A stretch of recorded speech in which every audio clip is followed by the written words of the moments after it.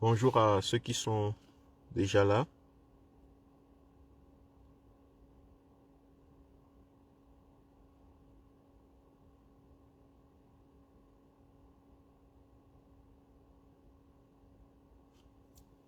Bonjour à tous les amis qui sont là.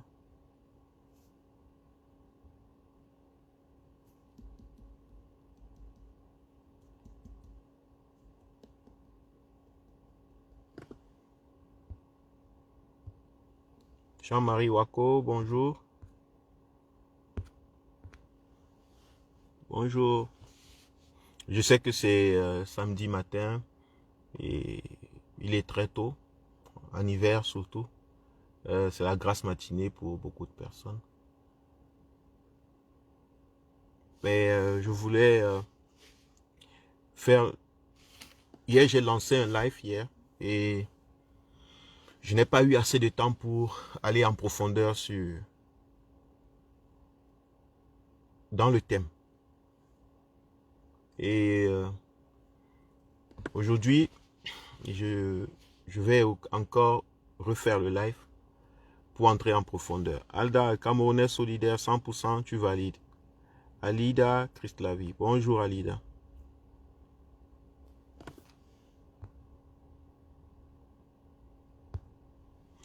Ah, je vous salue.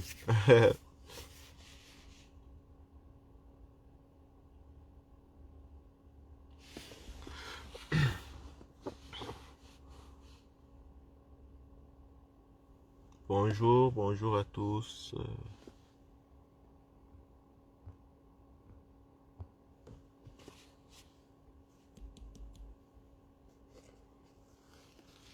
Tellement j'ai envie de parler aux Camerounais. Il y a, dernièrement, je faisais le live avec Stevie et on partageait des idées sur le live. Et puis, Stevie a sorti une, une perception selon laquelle les gens ne peuvent pas, euh, les gens ne peuvent pas, n'arrivent, les gens sont addicts aux réseaux sociaux, aux lives, que beaucoup de personnes n'arrivent plus sans les lives et tout. Et moi, je fais partie des personnes qui n'arrivent plus, mais qui n'arrivent pas sans les lives. Je n'arrive à rien faire, je m'ennuie quand je ne fais pas de live. Euh, euh, et c'est ok, en fait.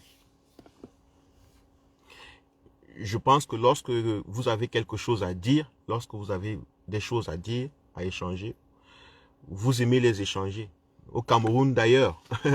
D'ailleurs au Cameroun. Bonjour Racine, Racine, bonjour. Bonjour Tracy Jane. Bonjour. Hmm, bonjour Tita Berlinois. Bonjour.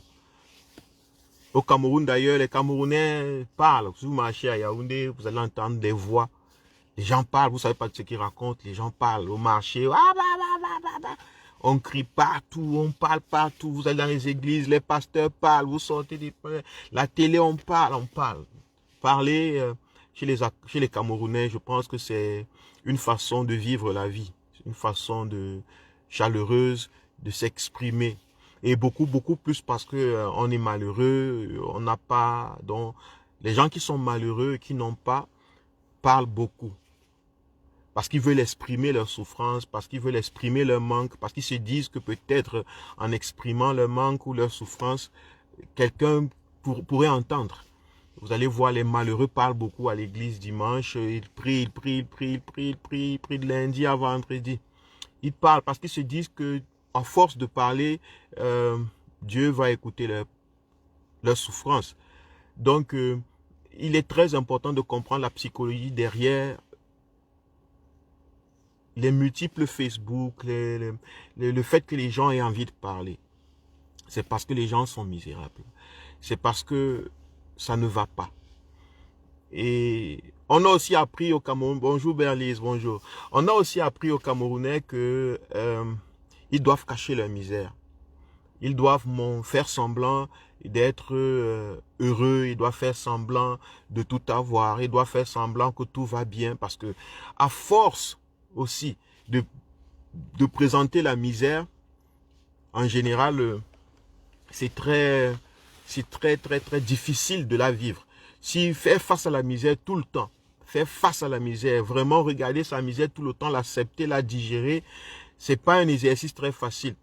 Donc, pour pouvoir vivre dans un monde misérable ou bien dans un monde aussi difficile, gris comme le Cameroun, il, il faut parfois être positif. Ça veut dire il faut faire comme si. Vous allez voir les gens s'habiller, vous voyez les gens se filmer dans les réseaux sociaux, vous allez voir les gens parler, mettre des pantalons, mettre des chaussures, conduire des voitures. Mais si vous regardez l'environnement dans lequel on a porté le pantalon, dans lequel on a conduit la voiture, vous avez pitié du pantalon plus même que de la personne. Vous avez plus pitié de la voiture que de la personne parce que vous vous dites, mais ça ne colle pas, l'image là ne colle pas, ça ne passe pas. Ça ne passe pas. Et beaucoup de Camerounais sont comme ça. Le dimanche, vous allez voir les parents qui montent, qui descendent dimanche, bien habillés. Salut à tout le monde.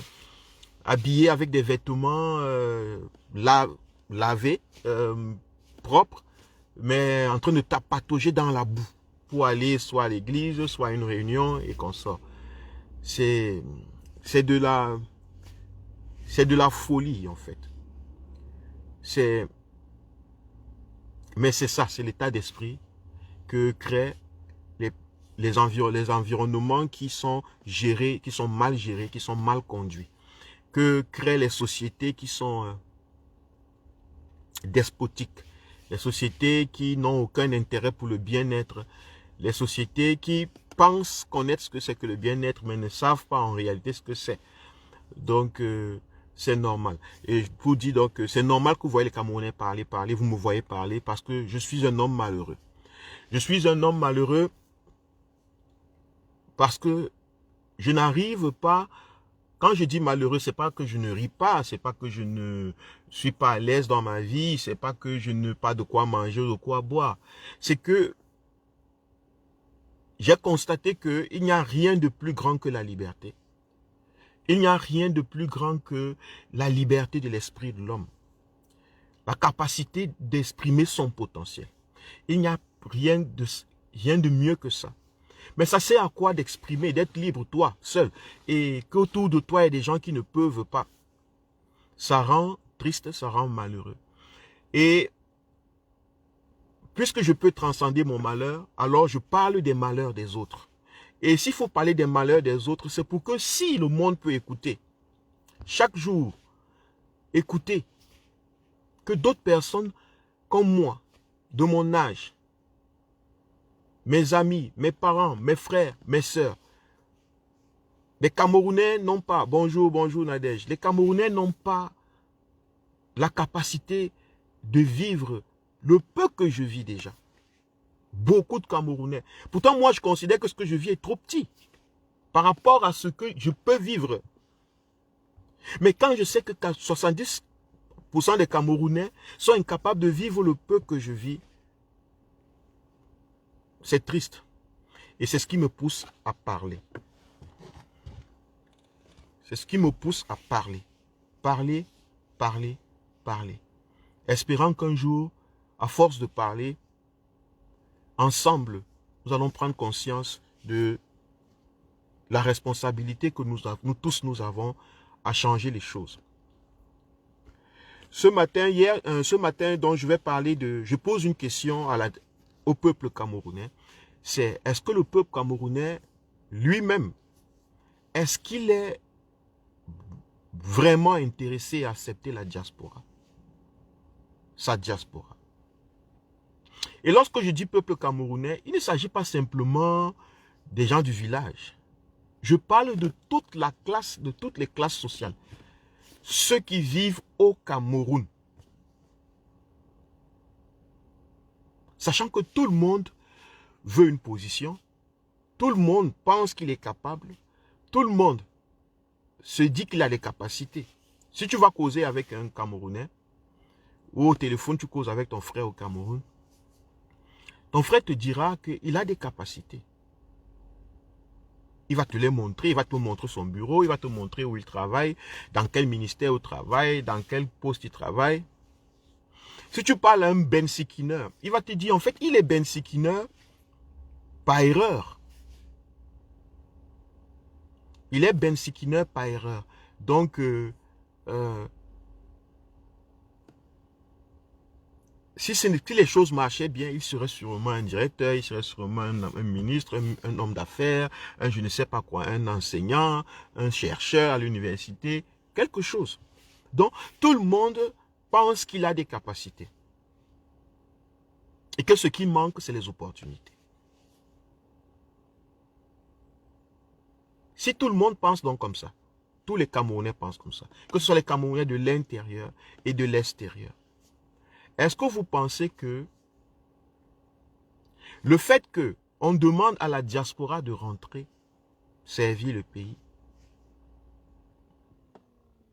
peut être quelque chose qui est alléchant pour les Camerounais du Cameroun?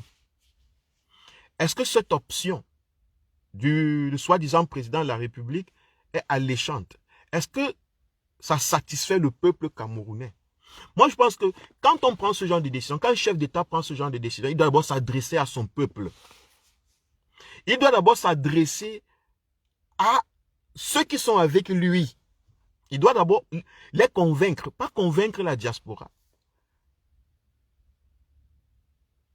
Il faut d'abord que les dirigeants, les politiques camerounaises apprennent à convaincre leurs gens qui sont d'abord autour d'elles.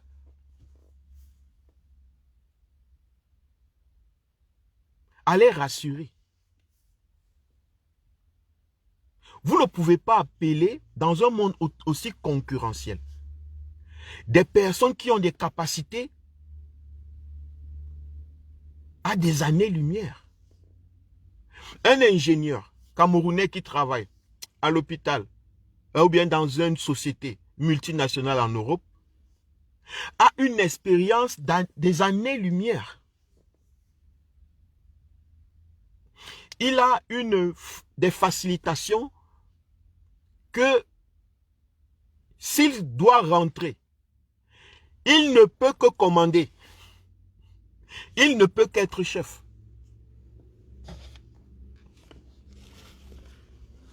Vous comprenez? Il y a le soleil qui me dérange là. Il ne peut qu'être chef. Il sera difficile pour ce Camerounais de rentrer et accepter qu'il soit le subalterne d'un Camerounais au Cameroun. Ou bien qu'il soit à un poste inférieur qu'un ingénieur au Cameroun. Ça, c'est très difficile. Je ne dis pas que c'est impossible, mais je vous présente ici le réveil psychologique de la chose. Je dis, s'il faut appeler les étrangers, les Camerounais de la diaspora, s'il faut les appeler pour qu'ils rentrent travailler au Cameroun, est-ce que le gouvernement camerounais a pu préparer psychologiquement le peuple camerounais lui-même?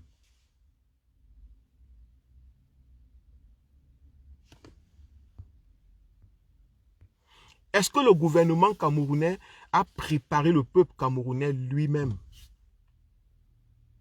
Parce que le peuple camerounais, si la diaspora rentre, le peuple camerounais qui est resté au Cameroun, les jeunes qui sont restés au Cameroun, qui pensent tous qu'ils sont capables, parce que les jeunes là-bas pensent aussi qu'ils sont capables, et c'est vrai, ils sont capables. Mais jusqu'où sont-ils capables? Bonjour. Jusqu'où sont-ils capables? Quelle est l'expérience qu'on peut développer dans un milieu aussi enfermé comme le Cameroun? Ce qui veut dire que la diaspora qui va rentrer ne va pas accepter de ne pas être chef. Ne va pas accepter de ne pas prendre les commandes. Mais est-ce que celle qui est au Cameroun, la partie du peuple camerounais qui est au Cameroun, qui pense qu'elle peut aussi, va supporter qu'elle est restée au Cameroun pendant 20 ans, 30 ans, 40 ans, elle a fait les études au Cameroun, et que la diaspora vient maintenant profiter? La diaspora vient maintenant commander. La diaspora vient maintenant prendre les positions. Parce que si la diaspora rentre, elle a tellement de bagages qu'elle ne pourra ne pas, être chef.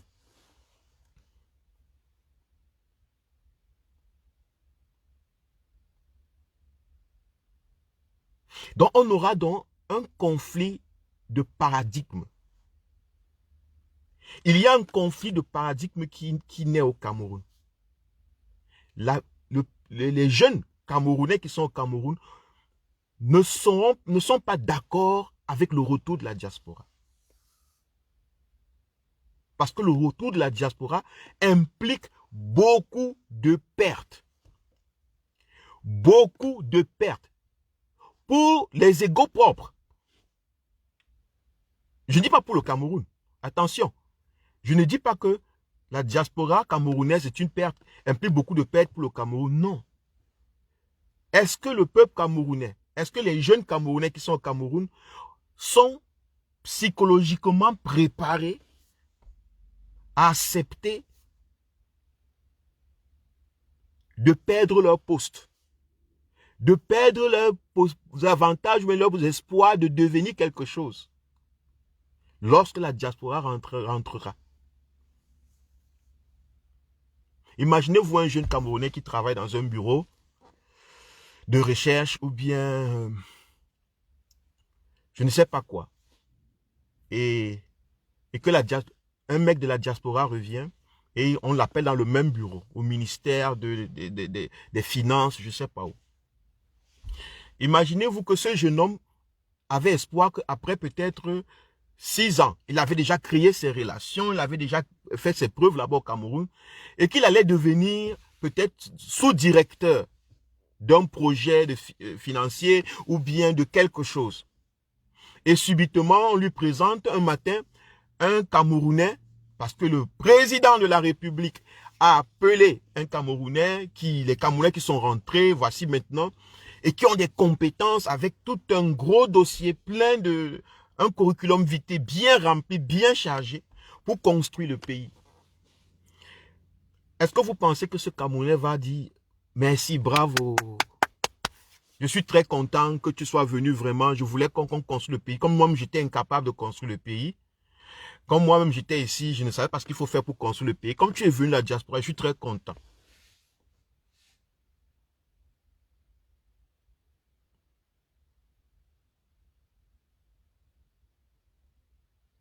Ça sera très difficile. Donc, quand on est face à ce genre de situation, les politiques qui sont conscientes de leur diaspora et du potentiel de leur peuple doivent accompagner psychologiquement ce genre de mouvement.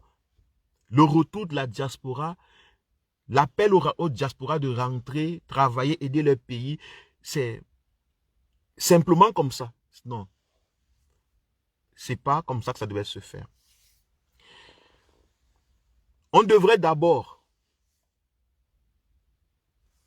créer des conditions de telle sorte que le jeune Camerounais au Cameroun,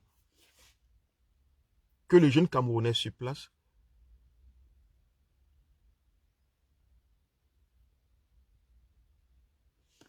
se sente en confiance.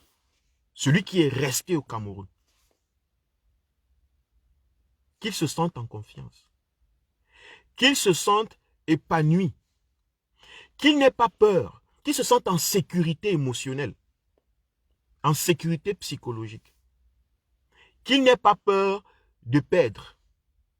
Pour cela, il faut créer des conditions de telle sorte que le jeune Camerounais peut se soigner, peut se nourrir aisément, peut s'éduquer sans contrainte, peut s'épanouir. De telle sorte que même lorsque la concurrence entre, même lorsque la diaspora revienne, qu'il ne se sente pas effrayé de perdre le peu qu'il a. Parce que quand les gens ont peu, quand les gens ont le peu qu'ils ont, c'est très difficile qu'ils se libèrent. Il est très difficile que les gens se libèrent lorsqu'ils ont peu. Lorsqu'ils comptent sur un petit truc. Il est très difficile qu'ils s'ouvrent aux concurrences, aux défis, aux challenges. Et la diaspora va ramener le défi, le challenge. Je prends un exemple. Lorsque je regarde les chaînes de télé camerounaises, il y a un sérieux problème de qualité d'image. Si moi je rentre au Cameroun, je vais changer l'allure de toutes des chaînes de télé qui peuvent me donner l'occasion ou les possibilités. Il y a trop de problèmes. Je dis c'est la qualité de l'image. Mais il y a des gars qui font l'image au Cameroun, qui travaillent déjà les chaînes de télé. N'est-ce pas? Est-ce que ceux-là vont accepter que je vienne de la diaspora et que je vienne prendre leur place? Qu'on me paye 2 ou 3 fois plus cher. Que j'exige un standard de vie dont je suis habitué. Au moins. Au moins.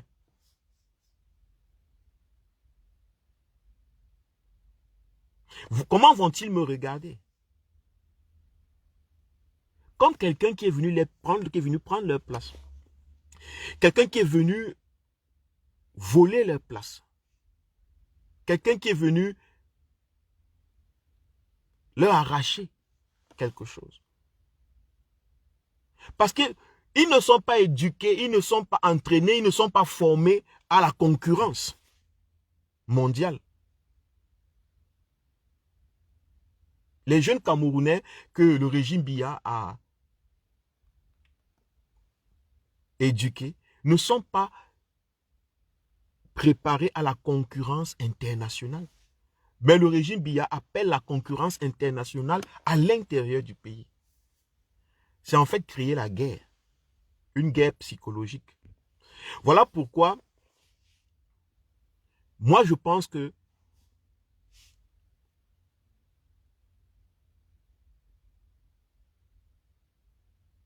le peuple camerounais en fait ne veut pas la diaspora. Le peuple camerounais qui est au Cameroun est d'accord que la diaspora soit la diaspora. Parce que la diaspora, quand elle est diaspora, elle peut envoyer les devises. Mais elle ne doit pas rentrer.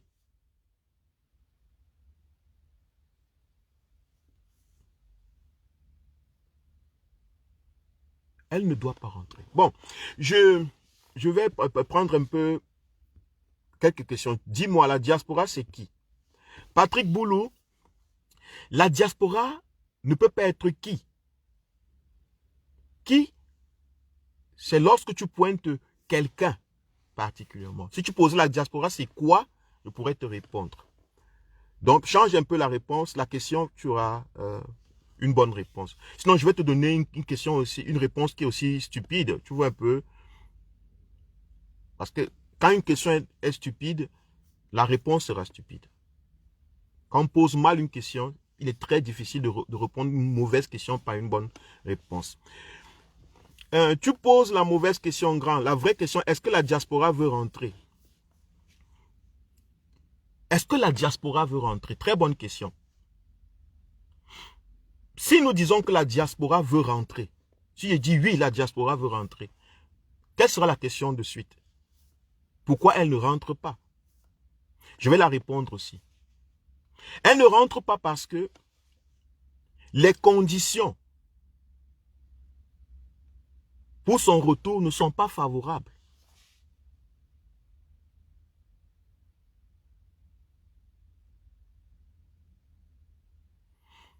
Elle ne rentre pas parce que les conditions pour qu'elle puisse développer ce qu'elle a appris, le potentiel, ne sont pas favorables. Elle ne rentre pas parce qu'elle déteste le Cameroun.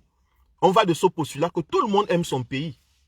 À moins que nous pensons que c'est nous qui aimons plus notre pays que les autres. Parce qu'on est resté au pays, forcément on aime le pays plus que ceux qui sont sortis. C'est stupide. Puisque l'amour n'est pas mesuré dans un verre avec quelques millilitres, quelques bas de litres où on peut dire, oui, l'autre son amour est de 3 mètres, 3 litres, l'autre son amour est de 2 litres. Non. Donc, on ne peut pas dire que la diaspora ne veut pas rentrer. On ne peut pas répondre à cette question. On ne peut pas dire que la diaspora veut rentrer. On ne peut pas répondre à cette question. Donc, il faut regarder qu'est-ce qui peut pousser les gens à ne pas vouloir entrer ou à vouloir entrer. Partant du postulat que nous tous, nous aimons notre pays. Que personne n'aime son pays plus que l'autre. Donc, ce qu'on doit se poser comme question, c'est qu'est-ce qui peut pousser, qu'est-ce qui peut pousser à quelqu'un de rentrer dans son pays?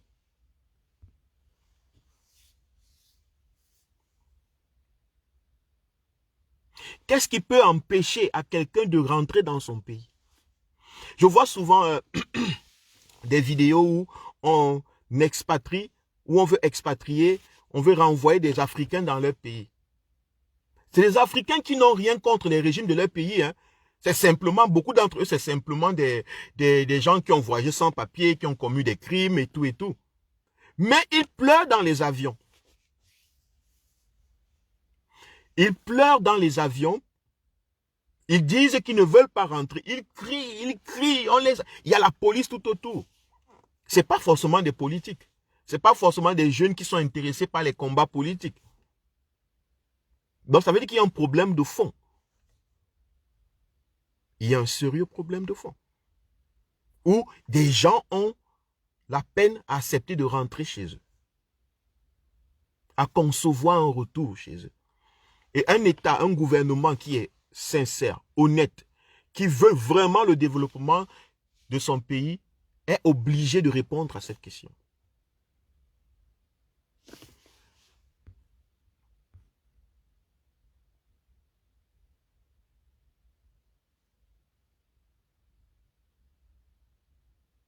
Nadège leur dit que quand les expatriés viennent, ils sont bien contents. Oui. Lorsque tu es de la diaspora et que tu rentres pour passer un moment, ça va. Si tu vas là-bas pour passer un moment et que tu vas là-bas construire une maison, tu vas là-bas faire une affaire, c'est bon, mais tu dois rentrer. Parce qu'ils veulent gérer cette affaire, parce qu'ils veulent habiter dans cette maison. Si tu restes là-bas, tu deviens un problème, tu deviens une bouche de plus selon eux, tu deviens une concurrence de plus selon eux. Et c'est normal. Vous ne pouvez pas demander à un pauvre type de ne pas vous concevoir comme étant une concurrence. Vous ne pouvez pas demander à quelqu'un qui n'envoie pas ses enfants à l'école, qui ne peut pas se soigner, de ne pas vous voir comme quelqu'un qui vient prendre la seule place qui reste.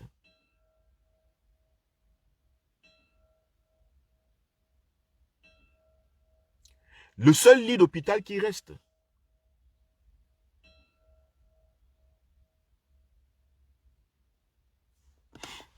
C'est pas facile.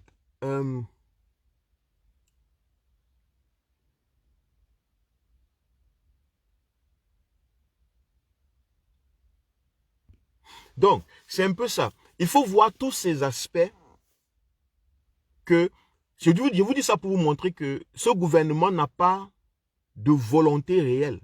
Il n'a jamais eu de volonté réelle.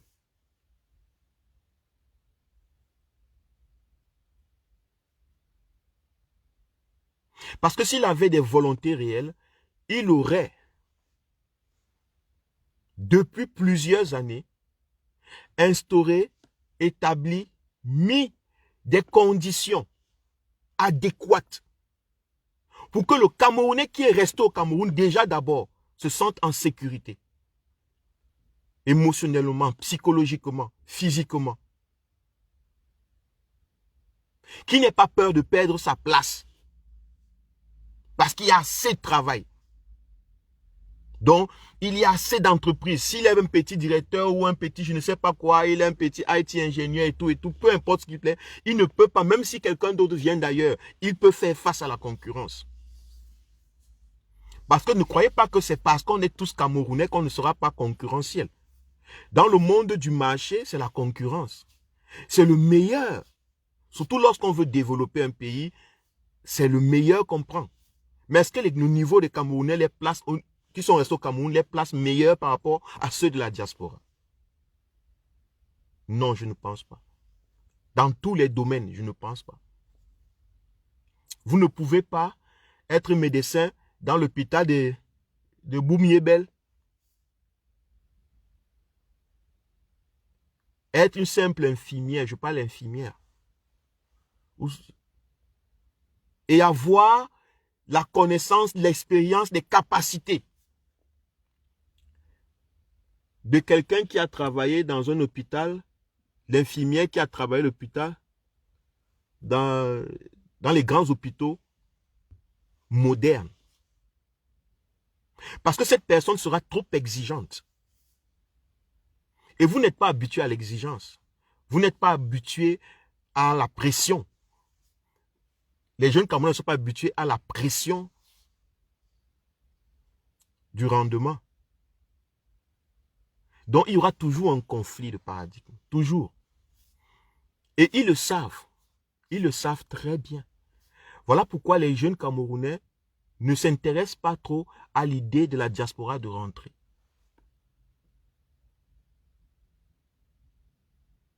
Elle n'est pas d'accord. Parce que si le peuple camerounais qui reste au Cameroun était d'accord, je vous assure, le peuple camerounais aurait demandé, aurait exigé à ce gouvernement depuis des comptes.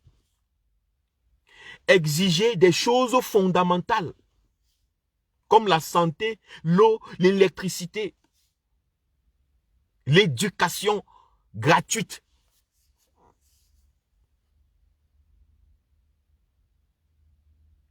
La justice. Mais elle n'exige rien. Elle s'y plaît. Cette jeunesse s'y plaît. Croyez-vous qu'une jeunesse qui se plaît dans ce genre de milieu peut être pour le retour des gens qui ont vécu dans des milieux 10 fois, 100 fois, 1000 fois plus meilleurs? Non. Je ne crois pas. Le gouvernement camerounais n'a pas accepté la diaspora, pas parce que la diaspora a un problème contre le gouvernement camerounais lui-même. Le gouvernement camerounais n'a pas accepté la diaspora jusqu'à présent parce que le peuple camerounais n'a pas accepté la diaspora. Et le peuple camerounais n'a pas accepté la diaspora parce que la diaspora est un ennemi. C'est parce que quand tu es pauvre, les autres, l'inimitié, c'est les caractéristiques d'un homme pauvre. L'inimitié, la jalousie.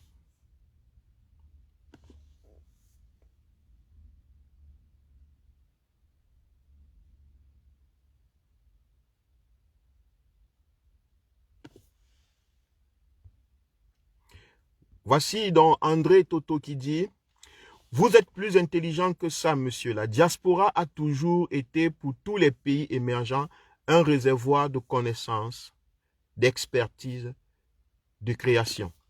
Il ne peut pas avoir de concurrence entre la diaspora et les autres du pays, comme vous semblez nous le faire croire. Cette diaspora qui revient au pays pour discuter des postes, c'est celle qui a échoué à l'étranger et cela n'est pas attendu. Voilà.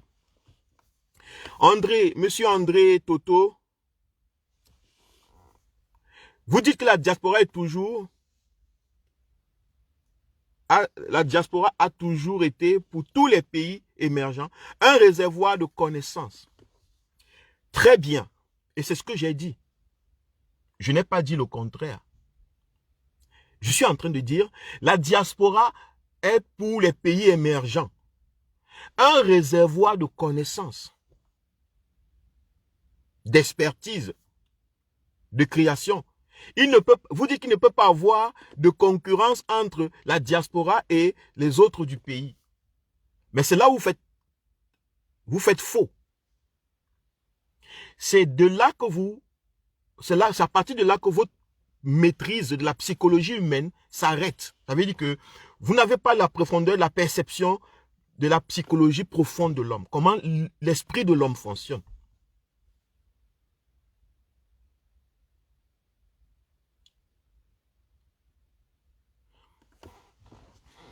Vous pensez que un homme qui a une volonté de changer les choses, qui veut vraiment le développement, un peuple qui veut le développement, sincèrement, peut laisser un despote pendant 38 ans au pouvoir?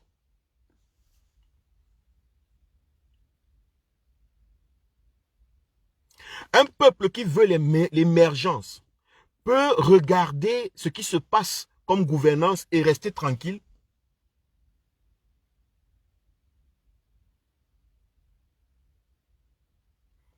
Monsieur Toto André, c'est le peuple camerounais qui a laissé ce despote, ce régime despotique au pouvoir. C'est le peuple camerounais qui est responsable de la destruction totale du pays.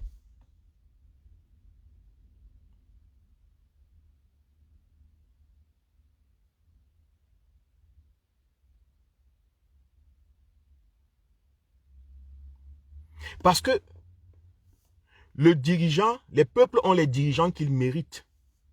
Si un dirigeant qu'un peuple mérite a pris une décision, cette décision émane de ce peuple, même de manière inconsciente.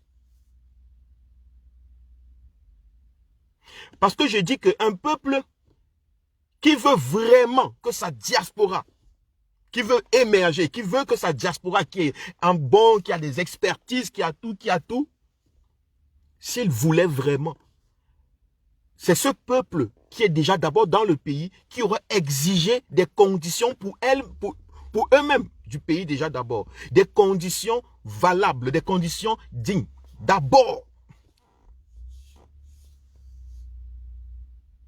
D'abord, c'est ce peuple.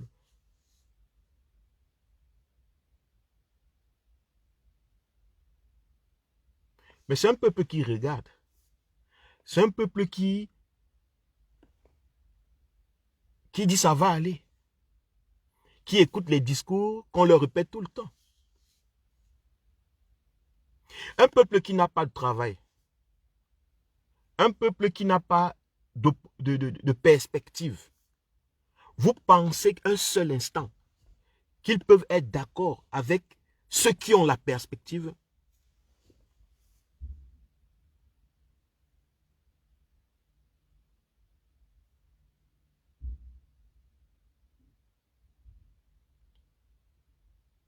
Non, c'est impossible.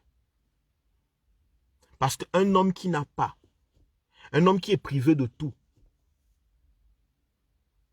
en grande majeure partie du temps, s'accroche au peu qu'il a. Et toute personne qui s'approche de ce peu est toujours vue comme un ennemi. C'est psychologique, c'est pas factuel. Je ne vais pas vous pointer ça du doigt, mais ça se vit dans nos familles tous les jours. Ça se vit tous les jours. Regardez quand vous-même vous rentrez au Cameroun. Et je dis encore que si même ce peuple, même si le gouvernement camerounais actuel, de facto, accepte et que la diaspora rentre, cette diaspora ne pourra pas ne pas la commander. Est-ce qu'ils sont prêts à être commandés? Est-ce que le peuple camerounais est prêt à être dominé dans le sens du travail, dans le sens des postes, des positions, par des gens qui ont quitté le pays depuis, ils sont venus et viennent simplement au moment où vous, pendant près de 20 ans, vous avez travaillé, vous avez tout fait, vous vous êtes battu, et c'est eux qui viennent vous commander. Est-ce que vous êtes prêts à ça? C'est eux à qui on donne des positions. Il faut réfléchir à ça. Vous pensez justement que les agissements de ce gouvernement peuvent dépasser la volonté de la diaspora de changer ce pays? Si telle était la volonté de cette diaspora, au nombre. Et quand on mesure, je n'ai pas compris. Hein. Bon, je ne sais pas. Je n'ai pas très bien compris.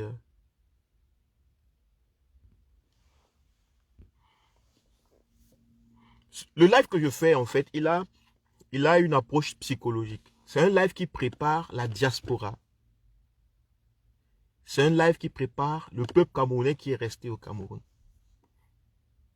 Je veux que ces deux groupes de personnes comprennent ce que ça veut dire quand la diaspora rentre. Comprennent ce que ça veut dire en tant que diaspora quand tu rentres. Comment tu dois regarder ceux du pays. Qu'on réfléchisse ensemble. Parce que ce n'est pas, je ne dis pas que nous devons rentrer parce que le président de facto a demandé de rentrer. Je dis que la seule condition de mieux rentrer dans son pays, les politiques de ce pays doivent donner d'abord de très bonnes conditions de vie à ceux qui sont au pays. Parce que ceux qui sont à l'extérieur du pays n'ont pas besoin de ça. Ils sont dans de bonnes conditions. Quand vous êtes dans de bonnes conditions, j'ai causé avec ma femme une fois et elle disait, quand elle est arrivée ici en Allemagne, elle avait une caution de 7000 €. Et elle recevait souvent des reproches de ses amis qui lui disaient, pourquoi elle ne va pas travailler, ajouter sur ces 7000 € l'argent. Elle leur répondait, une femme très intelligente, elle leur répondait, est-ce que vous savez comment c'est difficile de vivre avec 6, parce que quand vous aviez 7000 €, vous deviez vivre avec 650 € par mois. Est-ce que vous savez comment c'est difficile de vivre avec 650 € par mois? Mais je peux aller à l'école, fréquenter, me concentrer à l'école avec 650 € par mois. Mais il y a beaucoup de Camerounais là qui n'ont même pas l'argent pour payer de quoi manger. Pourquoi je dois encore aller discuter le travail avec eux? Les petits boulots avec eux. Non, je laisse ça pour ceux qui n'ont pas la capacité de manger. Je laisse ça pour ceux qui n'ont pas la capacité de payer leurs études, de financer leurs études. Moi, j'ai l'argent pour financer mes études encore. La diaspora n'a pas besoin, en fait, de rentrer. Elle n'a pas besoin. Ceux qui ont plus besoin d'émergence, ceux qui ont plus besoin d'amélioration, c'est les gens du pays. Ne donnez pas l'impression aux Camerounais que chaque fois qu'ils ont besoin du développement, il faudra que la diaspora rentre. Ça va créer une mentalité de gens qui veulent tout le temps sortir et attendre qu'on les appelle pour venir dominer les autres. C'est ce genre de mentalité que ça va créer. Ça donne la mentalité que ce n'est qu'en Occident qu'on peut prendre tout ce qui est bien et rentrer au Cameroun donné. Non, les Camerounais peuvent transformer le Cameroun au Cameroun. C'est ce que je veux dire depuis. Peut-être je tourne depuis juste parce que je veux balader nos méninges. Et une politique qui est donc consciente de ça, se rassure d'abord que les Camerounais du Cameroun sont dans des conditions adéquates. Après la diaspora, tu n'as pas besoin de l'appeler, elle va rentrer. On n'a pas besoin d'appeler quelqu'un de rentrer chez lui. On n'a pas besoin d'appeler quelqu'un de rentrer chez lui. Il va rentrer. Elle va rentrer. Dès qu'elle aura trouvé les conditions adéquates pour son retour, elle va rentrer. Donc, toute politique est supposée créer les conditions, c'est tout. Maintenant, on veut créer des conditions politiques. On va vous dire, il faut organiser la diaspora, il faut un ministère. Pourquoi tout ça? Parce qu'on veut garder le contrôle. Parce qu'on veut garder le contrôle. Vous pensez vraiment que s'il y a un président actuellement à la tête du Cameroun qui travaille, qui gère le Cameroun et qui donne les facilités aux Camerounais qui sont au Cameroun, vous pensez vraiment que organiser la diaspora serait son souci?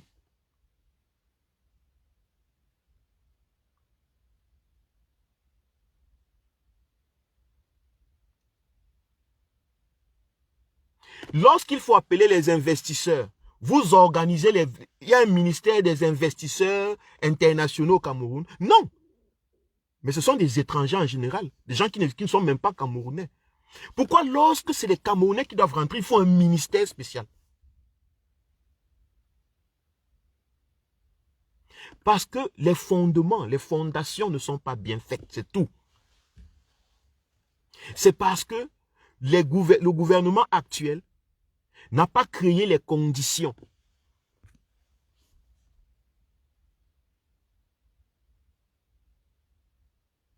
Voilà pourquoi il veut contrôler. C'est un peu comme vous n'avez pas l'argent, vous avez votre voiture, vous n'avez pas assez d'argent pour mettre le carburant. Mais vous voulez faire 500 km et vous avez le carburant de, disons, 400 ou 300 km dans votre voiture. Vous allez chercher à contrôler votre voiture, à rouler. Il ne faut pas trop appuyer sur l'accélérateur parce que quand tu appuies sur l'accélérateur, ça bouffe le carburant. Vous serez tout le temps en train de faire attention. Quelqu'un qui a son carburant plein dans sa voiture, qui a l'argent dans sa poche, il appuie sur les pompes. Il appuie sur les compteurs. Il ne se soucie pas. Ce n'est pas son souci. Il va arriver de toute façon. Mais quand quelqu'un sait qu'il n'a pas, les moyens, il va chercher à contrôler, il va appuyer doucement, il va rouler à 80, il va rouler à 70, sur les routes où il peut rouler à 200, 300, parce qu'il sait que s'il appuie, il risque de ne pas arriver. C'est ça en fait. Pourquoi on veut contrôler la diaspora? On veut ouvrir un ministère de la diaspora. Les Camerounais sont des Camerounais. La diaspora n'est pas une partie à part des Camerounais. Mais c'est parce qu'on a peur qu'ils viennent et qu'ils prennent le contrôle.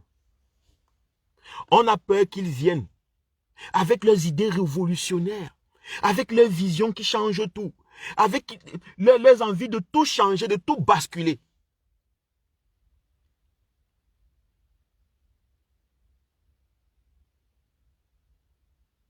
Avec leurs nouvelles idées, leur monde bizarre de l'Occident. Ils vont venir avec ça, ils vont tout changer. C'est de cette peur qu'on a. Alors on veut créer un cercle, un coin, un groupe de personnes qu'on va contrôler. On va d'abord étudier quelles sont leurs pensées. C'est un ancien UPCiste, il est du MSC, c'est un Bamileke, c'est un Boulou, c'est un Wondo.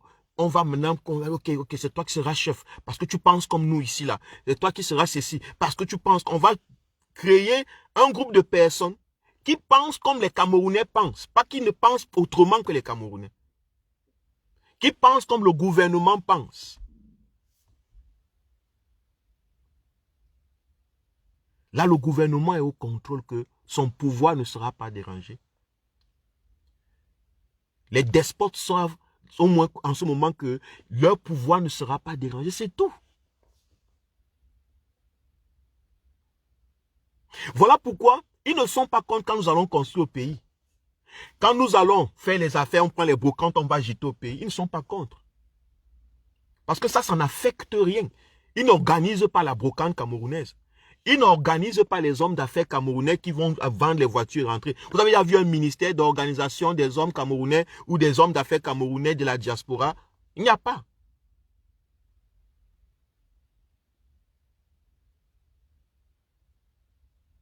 Parce que lorsque vous venez construire une maison, c'est pour eux en fait. Parce que vous n'êtes pas là. Vous n'êtes pas au pays. C'est pour eux. Ils se vendent que c'est eux. Ça leur appartient. C'est un peu du braquage. Vous allez construire au Cameroun et eux, ils restent habités là. Vous restez en Europe, travailler, je ne sais pas faire quoi. Et ils habitent à l'intérieur.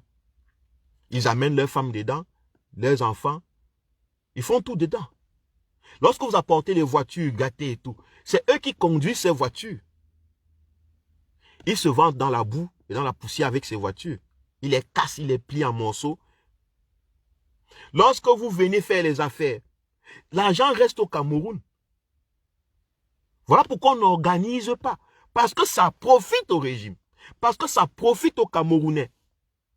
Pauvres Camerounais. Je ne refuse pas que les choses doivent profiter aux Camerounais. Mais je dis, lorsqu'il faut maintenant faire du travail, construction d'un pays, lorsqu'il faut émerger, beaucoup de gens dans l'émergence vont rester derrière et ils ont peur de ça. L'émergence, je vous dis que ce qu'on appelle émergence, développement, c'est le délaissement derrière de beaucoup de personnes.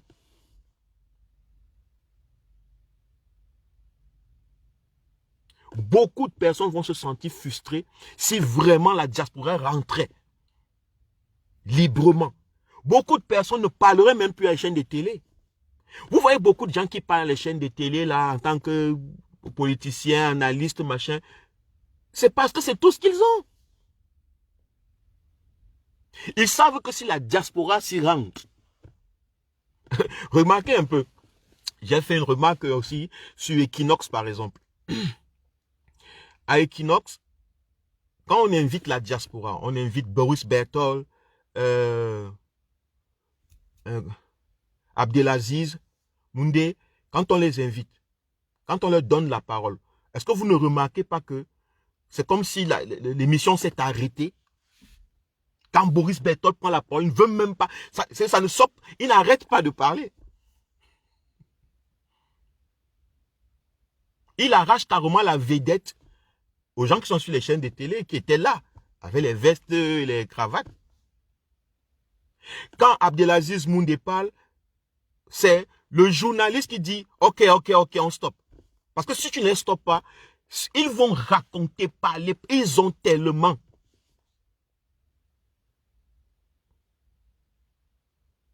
Pour vous, vous négligez ça. Mais en fait, c'est ceux qui sont sur les chaînes de télé, sur les tables de télé, savent ça. Que si ces jeunes s'y rentrent ici, si on leur ouvre les portes, nous n'allons plus nous asseoir ici. Nous, on avait déjà gagné nos petits images, nos petits trucs. Les femmes nous poursuivaient ici parce qu'on était les petits policiers. Les gens comme les N'Djamena n'allaient plus parler, n'allaient plus faire la politique. Les gens comme les N'Djamena allaient disparaître. Parce qu'il y aurait même eu des personnes plus percutantes, plus logiques. Parce que même dans la diaspora, il y a des gens qui sont dans l'opposition, qui sont même dans le gouvernement, mais qui ont des raisonnements plus percutants que ceux qui sont au Cameroun. Ça veut dire que s'ils étaient au Cameroun, mais les N'Djamena n'allaient pas parler. En tant qu'opposition de l'opposition, en tant que du régime, il y a beaucoup de gars du régime ici. Et quand ils parlent, c'est raisonnable. Tu peux suivre la logique, tu peux suivre. Ils ont des idées fantastiques, mais ils sont du RDPC. Vous pensez que les gens qui sont dans le RDPC au Cameroun, qui n'ont pas ce niveau, seront d'accord?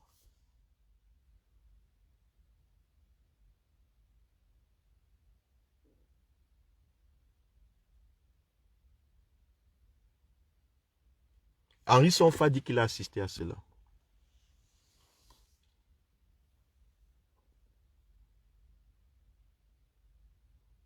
Donc il faut, il faut, il faut voir les choses plus profondément que celles qu'on vous présente. Je vous dis que le peuple camerounais n'est pas d'accord.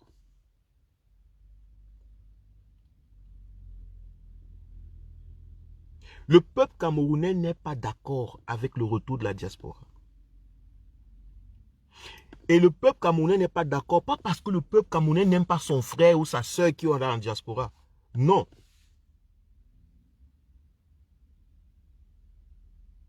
Non. C'est que les conditions dans lesquelles il vit, ce peuple, les conditions de privation,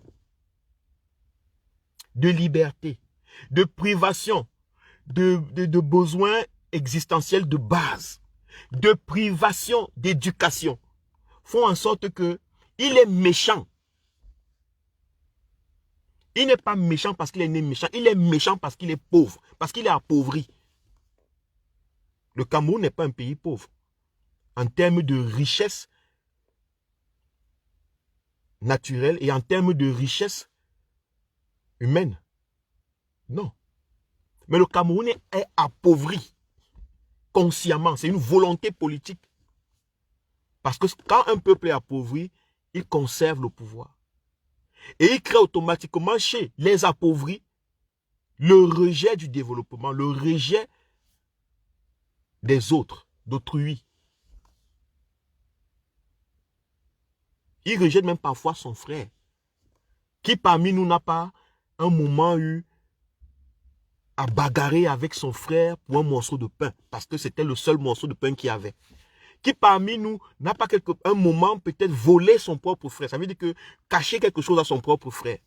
Avoir de quoi manger, mais se cacher pour manger. Parce que c'était trop peu. Qui parmi nous n'a pas fait ça? Quand c'est peu, les gens sont chiches. Quand c'est peu, les gens sont fermés. Quand c'est peu, les gens sont fermés à toute idée de partage, de développement et quoi que ce soit. Voilà pourquoi je dis, le peuple camerounais que je connais, appauvri comme il est, n'est pas d'accord avec le retour de la diaspora. Il faudra faire un autre style de travail. Il faudra d'abord que le peuple camerounais la fasse preuve de cette volonté personnelle de voir les choses changer pour elle-même, pour lui-même.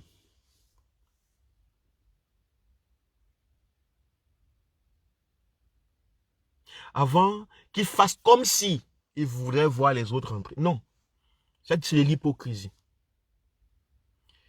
Que ce peuple dise que oui, on veut vous voir rentrer. Et nous leur donnons donc les conditions pour que ce rentrée soit possible. La preuve, faites un peu, vous dites que le régime, le pays est mal gouverné, vous dites qu'il n'y a pas de démocratie au Cameroun. Qui vous répond? Ce ne sont pas les ministres qui viennent vous répondre. À part certains qui ont juste le titre de ministre, mais en fait qui sont des ministrions. Des lèche-culs. Mais vous n'allez pas voir les ministres venir vous répondre. Ceux qui vous répondent et qui vous disent que vous allez rester là-bas, c'est les gens du peuple. Qui sont ceux qui se plaignent tous les jours? Oh, on va mourir de famine à Yaoundé, on va mourir de famine au Cameroun, il n'y a pas l'eau. Et 2 jours après, vous dites que ce n'était pas pour, c'était pas parce que, ce n'était pas dit ça pour plaire au MRC. Ce sont les gens du peuple, ce sont des gens simples de tous les jours.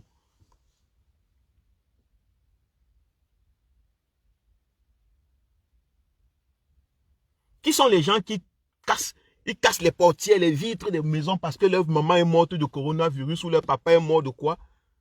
Et quand on va interviewer, ils disent qu'ils mangent depuis 3 jours, ils mangent bien matin, midi, soir. Ce sont les gens du peuple, c'est le bas peuple.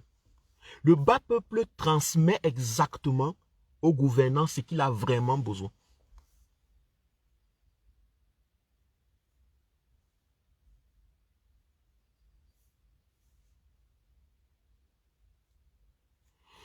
Il y a un Chokaeli Rachel qui dit que la diaspora camerounaise a-t-elle besoin de la vie des Camerounais résidents pour retourner au pays? Je vais répondre à ça que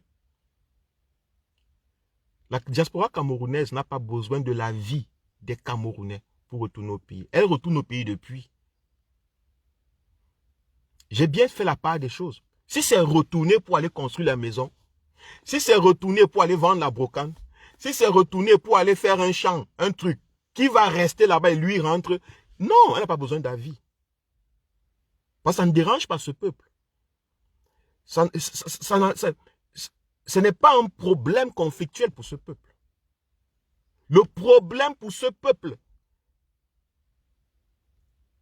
c'est la liberté, la justice, la capacité de choisir sa destinée. Voilà le véritable problème de ce peuple. Et ça se reflète dans les postes, dans leur épanouissement professionnel. Si vous partez voir un Camerounais qui travaille au Cameroun,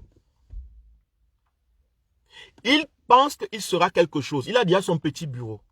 Si toi, la diaspora, le mec de la diaspora, tu viens, tu n'as pas besoin de son avis. Tu rentres au Cameroun et que tu veux entrer pour prendre son poste, ou bien lui montrer que tu connais plus que lui parce que tu viens de la diaspora, c'est terminé. C'est là où vos problèmes commencent.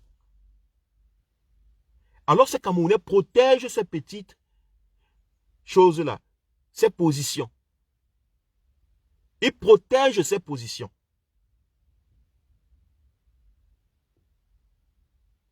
Et je dis donc que il faut qu'on mette ces Camerounais en confiance, premièrement, et ça doit être fait par les gouvernements ou par les politiques.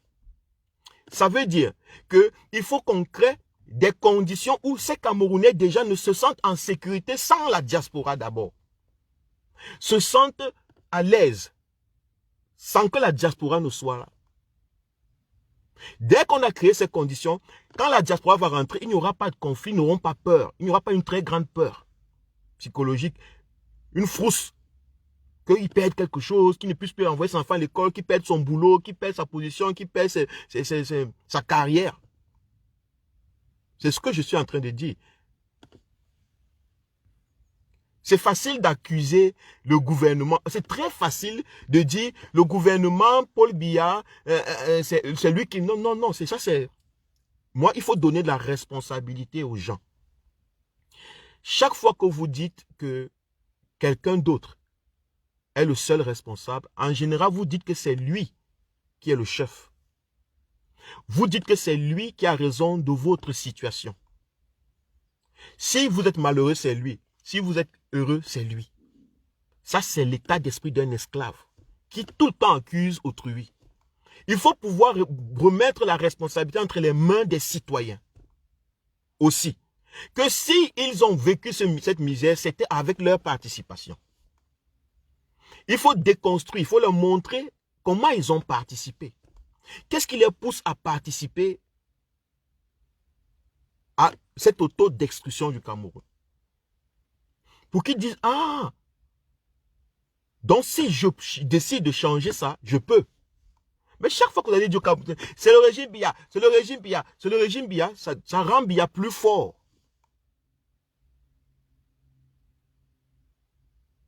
Parce que le jeune Camerounais ne peut rien.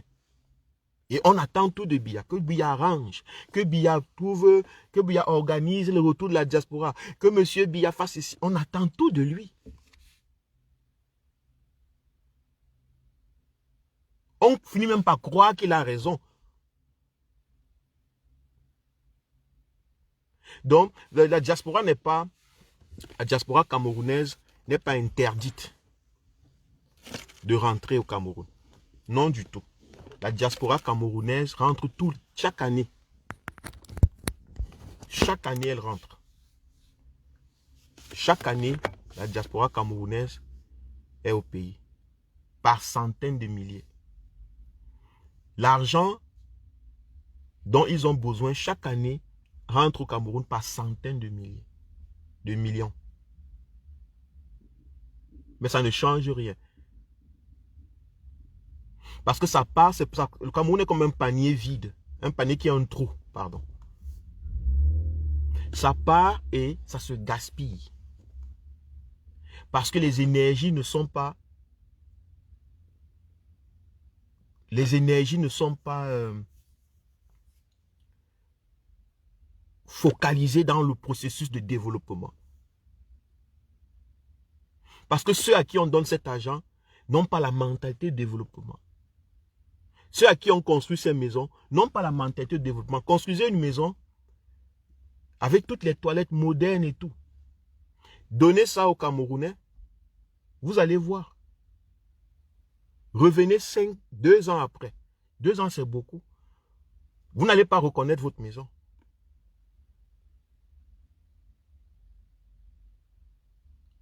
Vous n'allez pas reconnaître votre maison. La majeure partie des gens qui construisent au Cameroun passent plus leur temps à renouveler leur maison qu'à y habiter. Quand ils savent qu'ils veulent descendre, ils embauchent très vite un pompier, un plombier ou quoi. Arrange-moi parce que le frère, le cousin, les tantes qui sont restés ont tout mis à terre. Mais pourquoi ils mettent tout à terre? C'est pas qu'ils sont méchants. Ils ne savent pas utiliser ça. Ils n'ont jamais été dans une condition, dans un milieu où on apprend à être ordonné. Le pays, la gouvernance est désordonnée. L'éducation est désordonnée. La vie du Camerounais est désordonnée.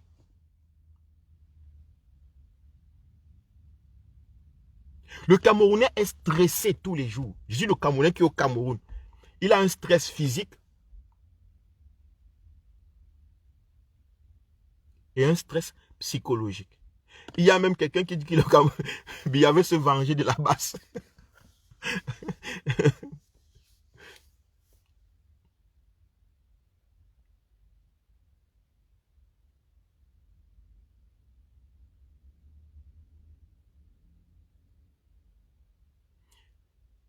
Le Camerounais est dans un état de folie. Le Cameroun est un asile de fous. Quand vous voyez, si vous allez au Cameroun, vous allez voir, sûrement vous y allez, la façon dont les gens mangent, les endroits où les gens mangent, les endroits où les gens parlent, dansent, dorment, marchent pour aller chez eux. La façon dont les gens circulent, c'est un chaos pas possible. Vous voulez me dire que ces gens ont un cerveau qui n'est pas chaotique?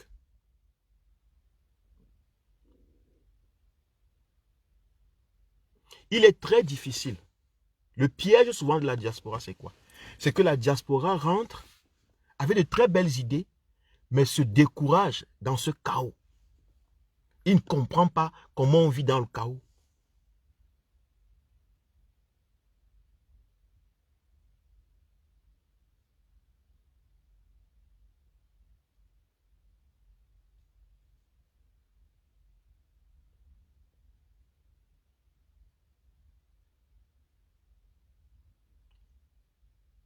Beaucoup rentrent souvent avec de belles idées. Quand ils arrivent, ils se plient au chaos.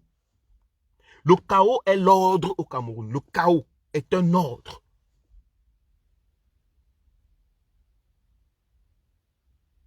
Le chaos fait la loi au Cameroun. Si tu n'es pas chaotique, tu ne t'en sors pas. Je ne conduis pas au Cameroun. Parce que j'ai un esprit structuré d'une certaine façon. Un mental structuré d'une certaine façon. Pour moi, je sais qu'on quitte, quand on veut grimper les échelons, on quitte du premier pas, deuxième pas, troisième pas. Si même on saute du premier au quatrième, mais il y a des échelons. Au Cameroun, on est au ciel et sur la terre en même temps.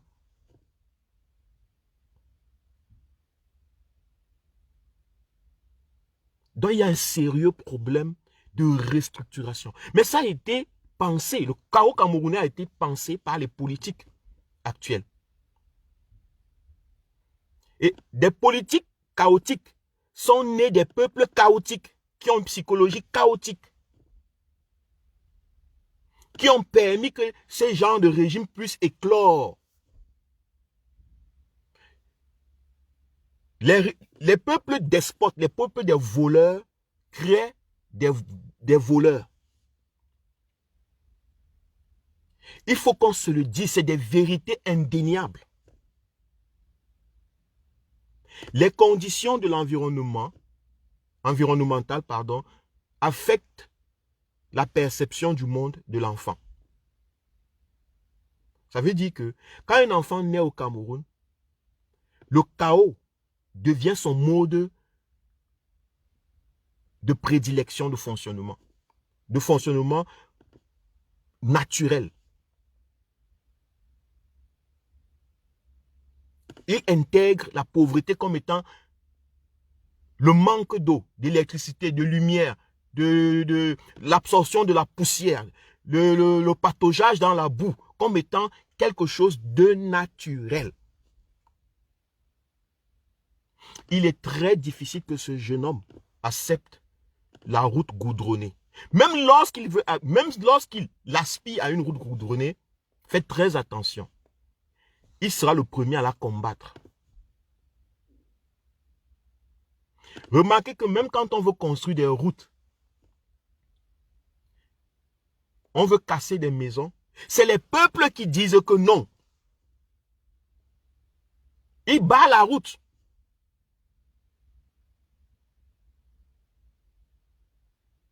Non, ici c'est la terre de nos ancêtres. Ici ça habitait mon ancêtre.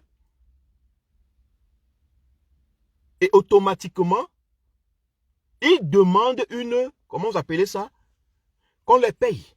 Ils sont prêts à donner la terre de leurs ancêtres et les tombeaux de leurs ancêtres pour de l'argent. Voilà la corruption. Ils ne sont pas convaincus même de leurs affaires d'ancêtres et machin. Ils demandent qu'on leur donne de l'argent. Ils se bastonnent pour ce petit argent qu'on leur donne. Ils se déchirent comme des animaux entre eux. Comment vous ne voulez pas qu'ils aspirent au despote? Pourquoi vous ne voulez pas qu'il y ait des dictatures? Je vous dis, moi, je vais vous dire, Maurice Kamto, ça c'est mon avis, Maurice Kamto c'est un dictateur démocrate. Je veux dire, le genre de dictature qu'il va amener, c'est la démocratie dictatoriale. Il va dicter la démocratie au Cameroun. C'est la seule façon de changer ce pays. Il faudra dicter la démocratie. Il faut remettre de l'ordre dans ce pays. Il faut des lois. Et il faut que les lois soient appliquées, soient mises en exergue. Ça veut dire que, pas les lois pour seulement faire les lois. Il faut qu'on ait des lois qui soient appliquées. Et pour ça, il faudra mettre le feu aux fesses aux gens pour ramener un semblant d'humanité. La diaspora vit dans les pays ordonnés.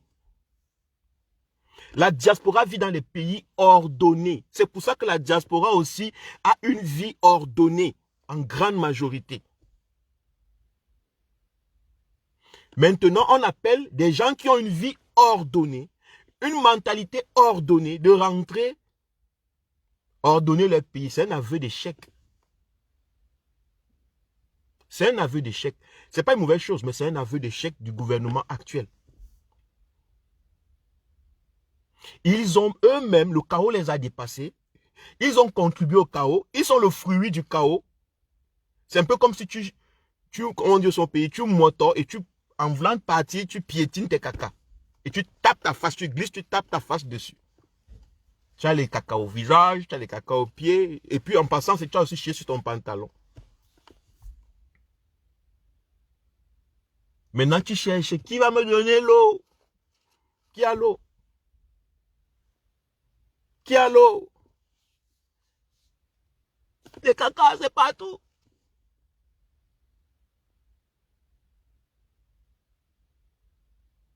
Donc, je ne suis pas contre la diaspora qui veut rentrer, mais je prie que la diaspora prenne conscience qu'elle ne doit pas encore rentrer. Elle doit exiger à ces jeunes de faire preuve qu'elle a besoin d'elle. Ces jeunes, lorsqu'ils veulent soutenir Paul Biya, ils font des pancartes. Ils écrivent soutien Paul Biya, soutien Eto'o-Fils, soutien, vous voyez comment ils soutiennent.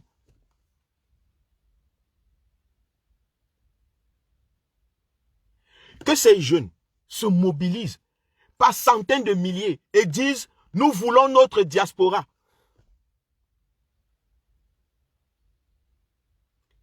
Laissons même qu'elles disent qu'elles veulent chasser Paul Biya, laissons. Demandez-leur simplement de faire ça, vous allez voir.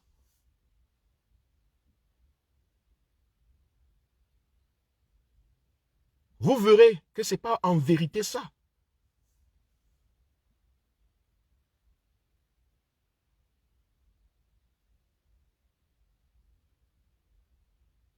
C'est pas ça.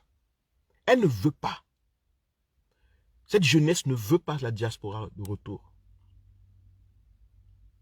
Parce que si elle voulait la diaspora de retour, elle allait exiger d'abord, puisqu'elle est tellement fière d'elle, fière d'être camerounaise. Cette jeunesse allait exiger que le gouvernement actuel leur donne les modalités de fierté. Parce que quand la diaspora va rentrer, il faut que la diaspora les trouve à l'aise. Il ne faut pas qu'ils aient l'impression de souffrir de complexes d'infériorité. Il faut qu'ils se sentent inférieurs. C'est ce que je suis en train de demander en fait. Donc elles seraient plus exigeantes à leur gouvernement actuel qu'avant. Lorsque vous avez un anniversaire, Tracy Jane, je te dis, c'est ça. Lorsque vous avez un anniversaire et vous habitez chez votre papa, chez vos parents, même si votre maison est sale comment, vous allez voir vos parents, papa, je veux organiser l'anniversaire. Vous demandez de l'argent à votre parent, parce que je vais inviter des gens ici. Certes, notre maison n'est pas la plus belle des maisons, c'est la carabote. Mais même moi dans les conditions, mettons dans les conditions, aidez-moi même dans les conditions de telle sorte quand mes amis viendront, qu'ils seront à l'aise. Et que je ne vais pas me sentir aussi minable.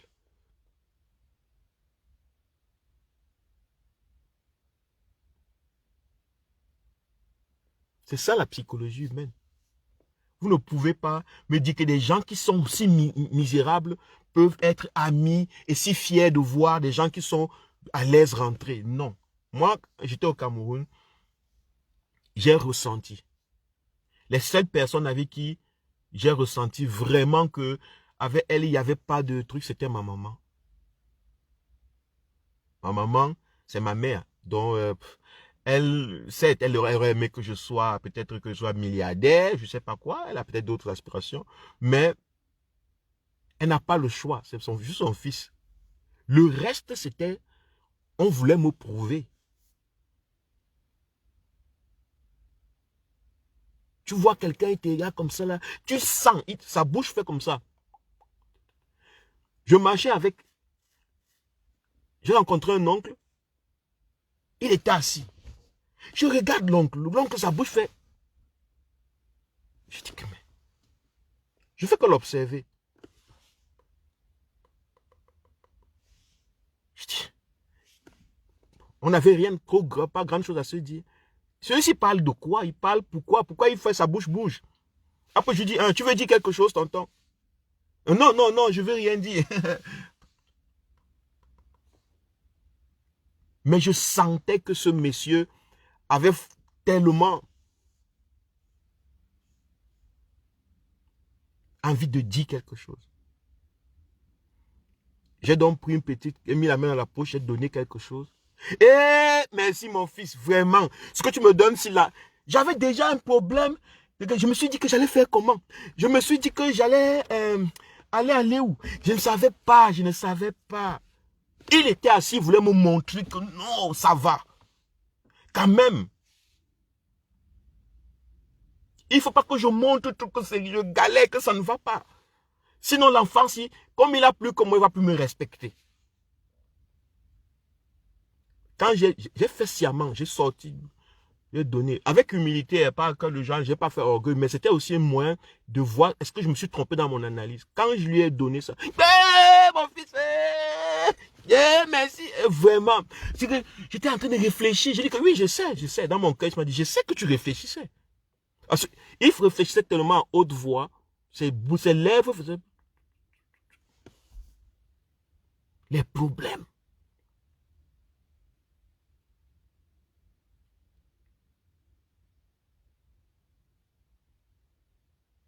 Les problèmes.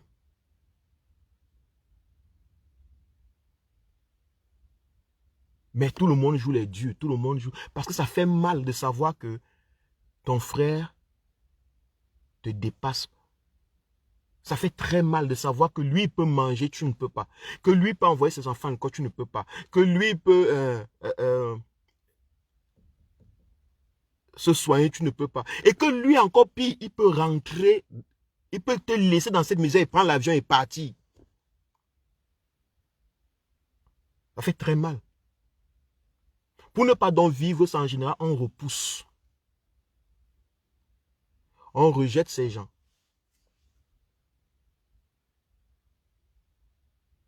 On les éloigne de nos yeux parce que quand on les voit, ils nous rappellent notre misère. Le pays ne peut pas accepter la diaspora. Le peuple camerounais ne veut pas la diaspora au Cameroun. En tant que qui vient construire le Cameroun. Non. Le peuple camerounais croit même qu'il peut construire le Cameroun lui-même. Voilà pourquoi j'ai confiance à ce peuple.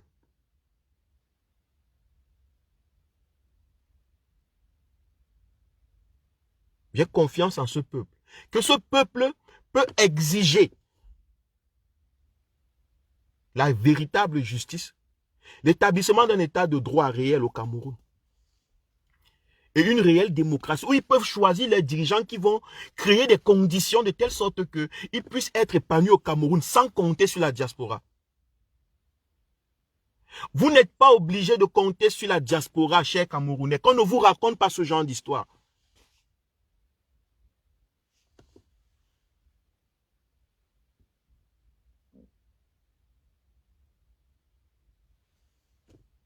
Qu'on ne vous raconte pas ces histoires que ce qu'il vous faut maintenant actuellement sur la diaspora, c'est faux. Ce qu'il vous faut, chers Camerounais au Cameroun, c'est vous-même.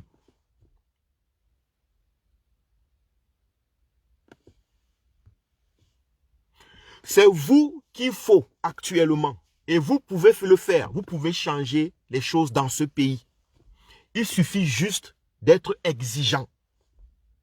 Il suffit juste de réclamer vos droits. Il suffit juste de réclamer avec une totale exigence vos droits élémentaires. À ceux qui vous ont promis, à ce que vous-même vous avez mis là-bas, les droits élémentaires. Si vous avez ça, vous allez construire votre pays, la diaspora viendra en vacances se balader. Parce qu'il y a beaucoup de Camerounais qui sortent de leur pays, ils viennent en Europe pour venir chercher les trucs et puis rentrer au Cameroun jouer les shows. Rentrer jouer les plus grands, les plus forts, les plus intelligents, les plus machins. C'est ça qui est stupide. Regardez tous les ministres là, ils étaient en Europe. C'est la diaspora hier. 80% de c'était la diaspora. Mais dès qu'ils rentrent, ils ont les postes ministériels. Parce qu'il semble que c'est la diaspora que le pays a exporté, a payé la caution, le pays a fait ceci. Et ce que le pays n'a pas porté, ce n'est pas la diaspora.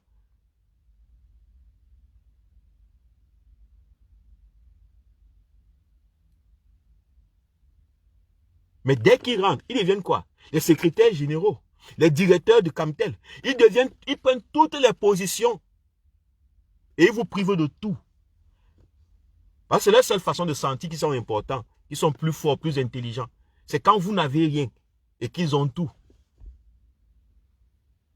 Donc ne tombez pas dans ce piège, cher peuple camerounais, le piège de la diaspora. C'est un piège, c'est un très gros piège. Je ne suis pas en train de dire que la diaspora n'est pas importante.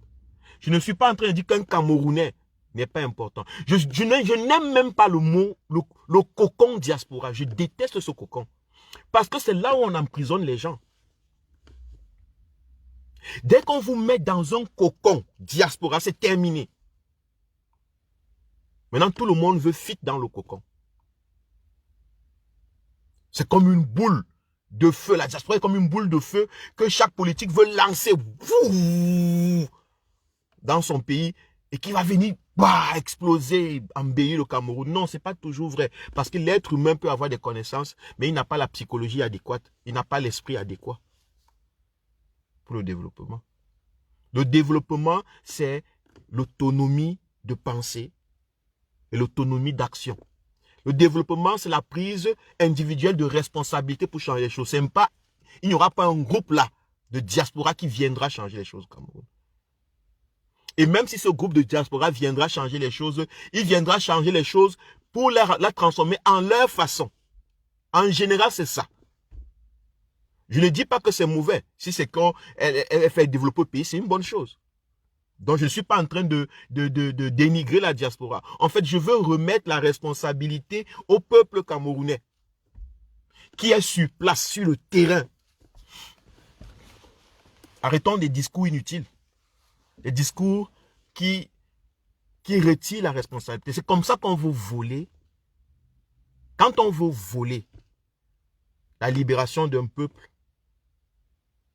lorsqu'on veut voler un peuple, remarquez la majeure partie de la diaspora, ils sont éduqués dans les pays occidentaux qui sont les pays de pillage en général de nos pays.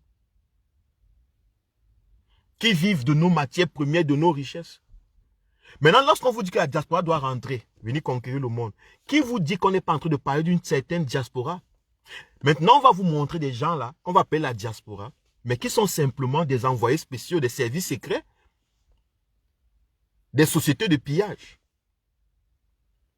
qui ont des noms camerounais, qui ressemblent à des Camerounais, parce que les Camerounais se ressemblent, ils ont presque les mêmes têtes. Et on va vous les présenter comme la diaspora. Et on va vous exiger de les accepter comme tels. Et automatiquement, on va vous exiger d'accepter qu'ils ont pris des postes qui sont les vôtres, ou bien qui pouvaient être les vôtres, ou des positions. Et c'est après 1 an, 2 ans, 3 ans que vous ne les reconnaissez plus. Vous les reconnaissez, vous les retrouvez dans des prisons à cause de détournements. Vous les retrouvez dans des prisons parce qu'ils ont voulu, parce que quelqu'un qui pille, quelqu'un qui vole, en fait, à un moment, il va être président. C'est normal. Plus de pouvoir tu as. Un instant. Ok. Plus de pouvoir tu as, plus tu veux le pouvoir.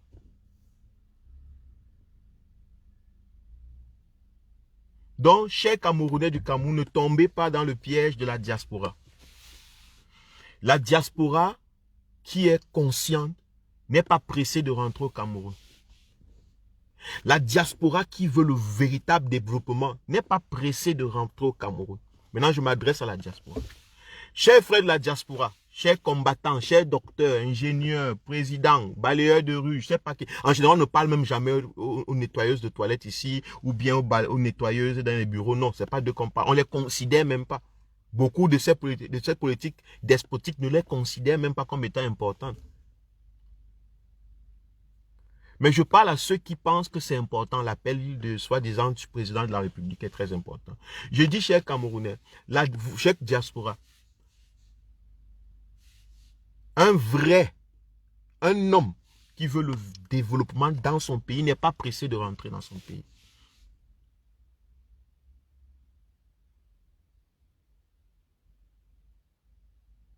Il n'est pas pressé. Un homme qui veut le développement dans son pays n'est pas pressé de dire oui aux appels des gouvernements despotiques, des dictatures. Non. Ah, il veut servir son pays. Est-ce que c'est mauvais de servir son pays? Que veut dire servir un pays? Que veut dire servir un pays? Lorsque quelqu'un vient chez vous, vous dit je veux vous servir. Qu'est-ce que ça veut dire? Ça veut dire que la personne, avant d'être servie à manger, a une chaise, est assise ou debout, et que le plat que vous apportez est propre, que les cuillères avec lesquelles il mange sont propres, que l'odeur autour est agréable, qu'il y a une ambiance agréable. Ce n'est que dans ces conditions qu'on peut servir. Mais comme au Cameroun, on sert dans la boue, tout le monde pense qu'il peut servir le pays, même dans la boue. Qu'est-ce que vous voulez servir au Cameroun? Vous voulez servir le pays. En fait, vous voulez simplement donner aux gens la boue. Continuez à faire là dans la boue. À patauger dans une boue là et faire semblant d'avoir fait quelque chose pour le Cameroun. On ne peut pas faire quelque chose pour le Cameroun avec les conditions actuelles, conditions politiques actuelles au Cameroun.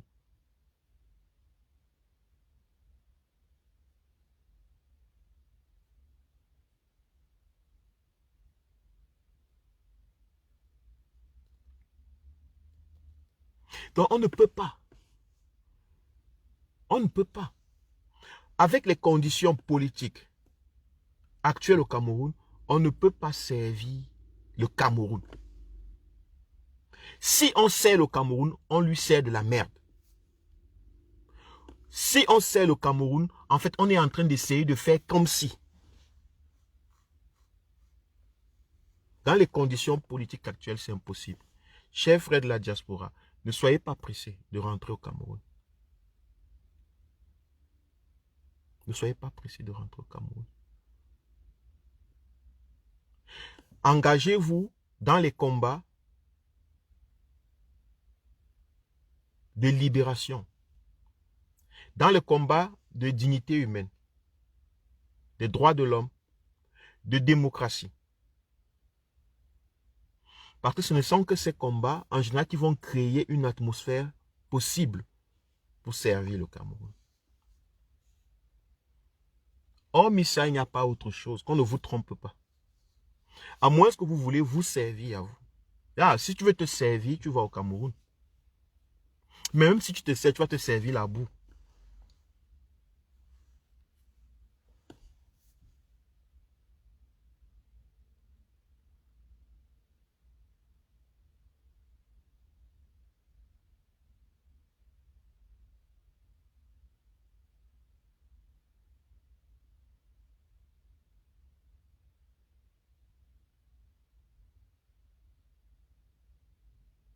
Il y a Jean-Clément Tongandimi. Ah oui, tonton. Tonton, Jean-Clément Tongandimi, c'est mon frère. C'est mon oncle, le petit frère à ma maman. Il dit, quelle question? Est-ce que c'est le peuple qui vous élu pour être là où vous êtes? Demandez plutôt à vos familles respectives. C'est ce que j'ai fait, ce que je fais depuis tonton. Je demande à mes familles respectives, est-ce qu'ils veulent qu'on rentre? Est-ce qu'ils veulent vraiment qu'on rentre? Est-ce que vous, nos familles, vous voulez vraiment qu'on rentre? Si oui, faire quoi?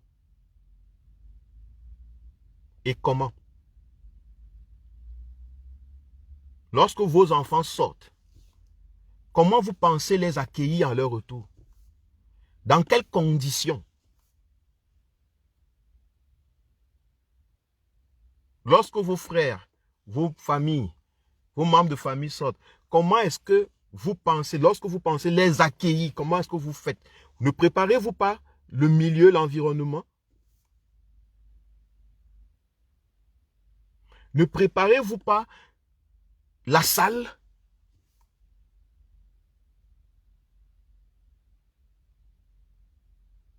C'est ce que vous faites. Et c'est ce que je suis en train de dire, c'est tout.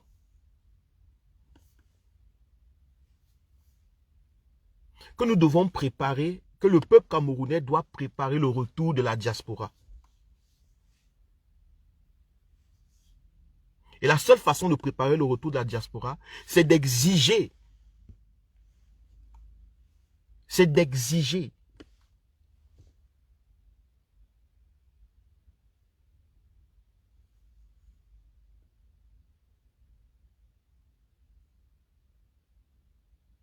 Que certaines conditions de vie, de liberté, de justice, soient d'abord mises pour vous particulièrement, afin que vous puissiez mieux nous accueillir à la maison. Il y a Martial Astra qui dit « Des retards comme vous ne rentrerez jamais. Vous chiez dans vos frocs depuis le début. Vous ne faites même pas partie du game. » Bon,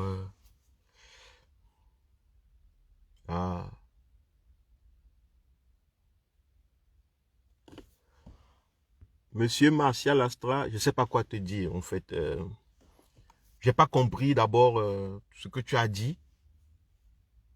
Quand vous prenez l'occasion de faire un commentaire, vous ne savez pas à qui vous parlez, le niveau de compréhension, le niveau d'intelligence des gens.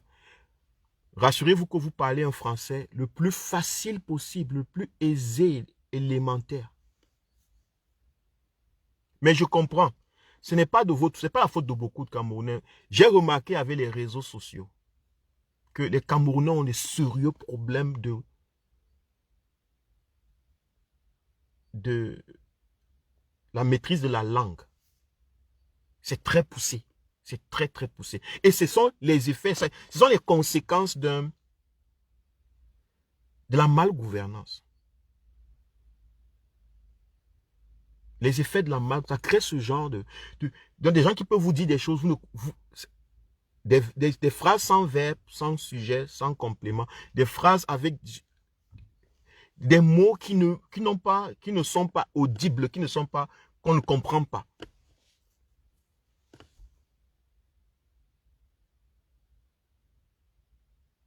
Et la façon dont M. Astra, Martial Astra parle, est-ce que vous pensez que, voici un Camerounais, Martial Astra est un Camerounais, est-ce que vous pensez que Martial Astra peut accepter la diaspora? Ils sont des millions comme ça.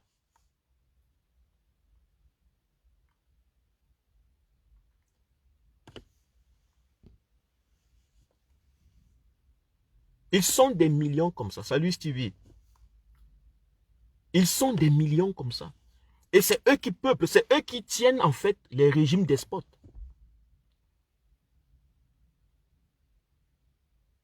Ils expriment l'inconscient collectif des Camerounais. Ils vous disent vraiment ce que les Camerounais qui sont au Cameroun veulent. Ils ne veulent pas que vous rentrez.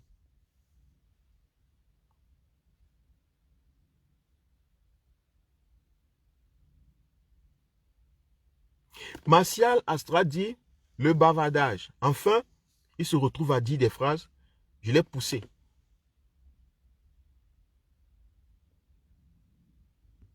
Martial Astra dit matin et soir, on est fatigué. Rentrez au Cameroun car vous êtes incapable de vous intégrer, ne serait-ce qu'ici. Non, Martial, nous ne sommes pas incapables de nous intégrer. Nous refusons de nous intégrer là-bas. Ici dont tu parles là, nous refusons de nous intégrer.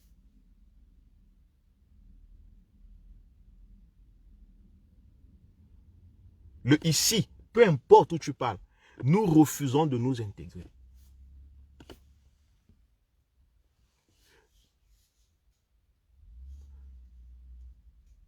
Martial Astra dit, tu parles de moi comme ça, on vous a soutenu, tu parles moi comme ça. Bon.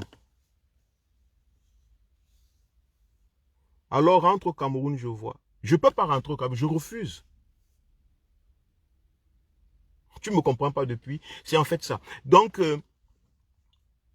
chers jeunes de la diaspora, ne rentrez pas au Cameroun. N'écoutez pas l'appel des Camerounais.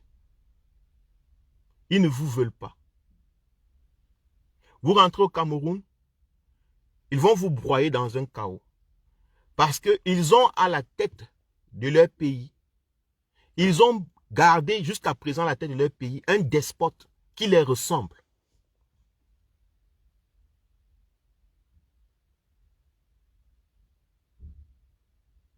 Un despote qui les ressemble. C'est eux qui gardent le régime Biya. Ce sont les mêmes qui se plaignent de ce régime, hein, mais ils préfèrent le régime Biya. Parce que le régime Biya répond à leurs attentes primitives. Le régime Biya les sécurise. Le régime Biya leur donne la sécurité, la sûreté qu'ils ne vont pas perdre le pain chocolat. C'est tout. Qu'ils ne vont pas perdre leur bar, leur style de vie, leur machin tant qu'il est au pouvoir. Parce qu'ils savent que si ils chassent le régime Biya, le régime qui viendra, le système qui viendra, ils savent déjà qui ça peut être et quel système ça peut être. Ce système va leur retirer tout. Ils savent que si la diaspora entre au Cameroun, ils ne pourront pas concurrencer dans le travail, dans le milieu professionnel avec la diaspora, dans tous les domaines. Je dis dans tous les domaines, dans la musique, dans l'art, dans tous les domaines, la culture, l'audiovisuel, pardon. Dans tous les domaines, ils ne pourront pas. Ils seront délaissés. Ils seront perdus, égarés, insignifiants. Ils le savent. Pour que ce ne soit donc pas le cas, tout ce que je peux vous dire, c'est que nous, dans la diaspora, engageons-nous dans l'instauration, dans la revendication d'un réel état de droit au Cameroun, une réelle démocratie. Et les jeunes du Cameroun qui veulent vraiment émerger, engagez-vous dans l'instauration d'un réel état de droit au Cameroun. Et ça ne passe que par votre participation massive aux affaires de votre pays, l'inscription massive et la participation aux élections, à la politique de vos pays. Ça passe par l'exigence de la révision du code électoral qui vous permettra de choisir vos dirigeants.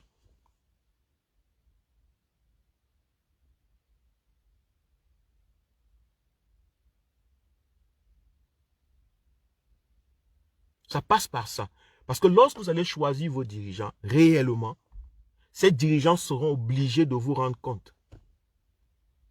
Ces dirigeants seront obligés de travailler, de permettre de créer l'atmosphère adéquate pour votre propre épanouissement. Vous pouvez commencer à être épanoui sans avoir besoin de la diaspora.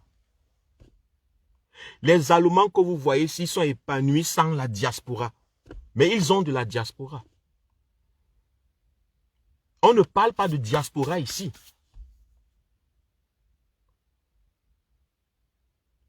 Les Allemands ne parlent pas de leur diaspora dans les discours politiques.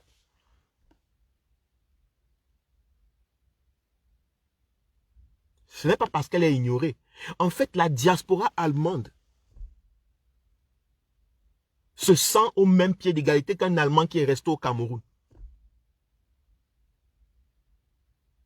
Elle est considérée pareillement et elle a les mêmes opportunités. Un Allemand resté au Cameroun, en Allemagne est à l'aise comme un Allemand qui est sorti du Cameroun. Alors les concepts de diaspora disparaissent. L'importance d'une diaspora exceptionnelle disparaît. Mais ce n'est que parce que dans le pays, les choses vont bien.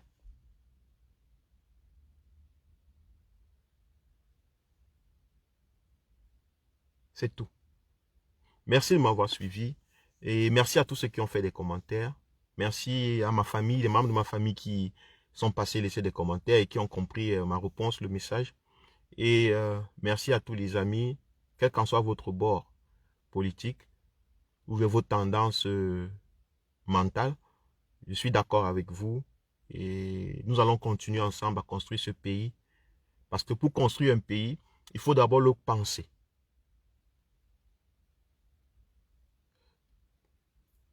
Martial Astra, non, c'est ok, c'est ok, c'est ok. Merci, merci, il n'y a pas de souci. Nous allons d'abord le penser. Il faut bien le penser. Et notre travail, c'est ça. C'est créer d'abord la bonne pensée. Ensemble, Martial. Créer d'abord la bonne pensée. Afin que la bonne action suive.